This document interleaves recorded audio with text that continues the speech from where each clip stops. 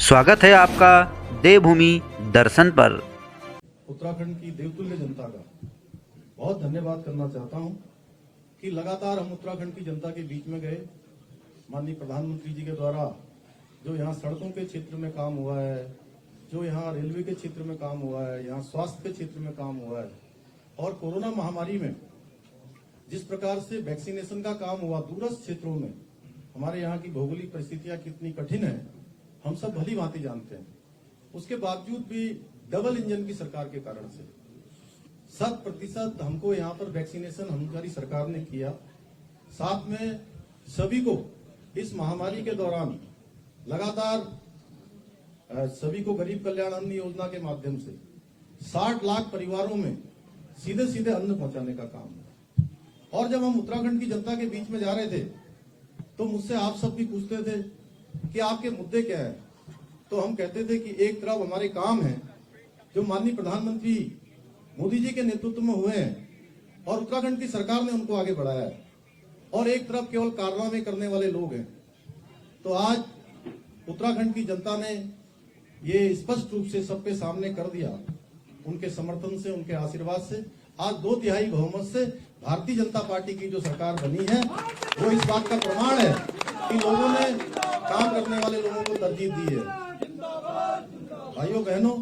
मुझे भी खुशी है कि मेरे जैसे एक सामान्य परिवार से आने वाले, और कहीं मैं किसी दौड़ में नहीं था, किसी दावेदारी में नहीं था, और मुझे काम करने का अवसर मुख्य सेवक के रूप में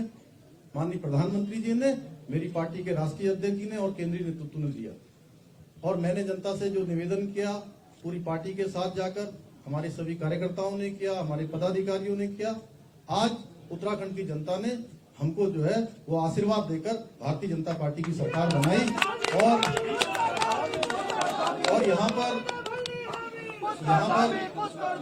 लगातार मिथक था कि एक बार भाजपा आती है, एक बार कांग्रेस आती है, और मैं हमेशा ये कहता था कि मोदी जी के देश के प्रधानमंत्री बनने के बाद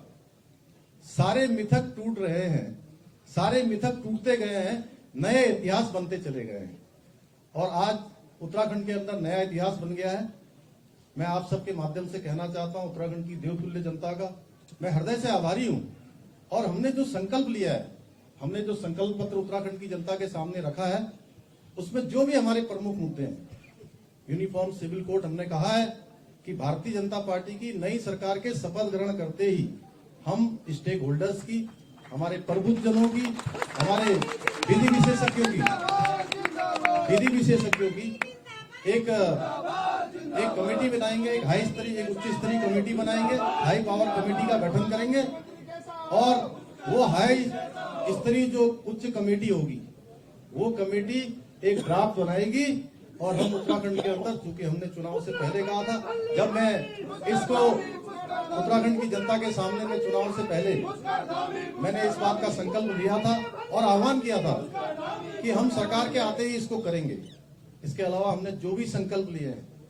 क्योंकि ये संकल्प बड़ा महत्वपूर्ण है। हमारा राज्य हिमालयी राज्य है, 2 अंतर्राष्ट्रीय सीमाओं से लगा हुआ हमारा राज्य, सैनिक बाहुल्य प्रदेश है, देवभूमि है, ये गंगा का प्रदेश है, ये आध्यात्मिक, मैं कहूं कि पूरे देश की आत्मा कहीं बसती है। बने रहिए पहाड़ से मैदान की हर खबर के लिए देवभूमि दर्शन के साथ।